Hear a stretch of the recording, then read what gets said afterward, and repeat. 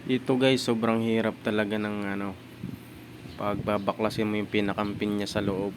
Kailangan mo pa talaga ng tools na shock presser. Meron naman sa Shopee na bibili, kaso yun nga lang, kailangan ko ng tanggalin kasi yun, araw-araw ko siyang ginagamit, tsaka di siya pwede matingga ng ilang araw. So yun nga, ginawa ko siya ng paraan. Nilagyan ko siya ng ah, sa kahoy, tsaka pako lang, kasi wala akong shock presser. Pero yun, okay naman siya. Natanggal ko rin naman yung pinakang pin niya sa loob. Mahirap nga lang, kailangan talaga ng diskarte. Medyo magagasgasan lang ng konti yung pinakang ibabaw niya. Yung gawa sa pako, kung nakita nyo yan guys. Yan, nakuha ko din naman siya. Tapos yan, natanggal ko na.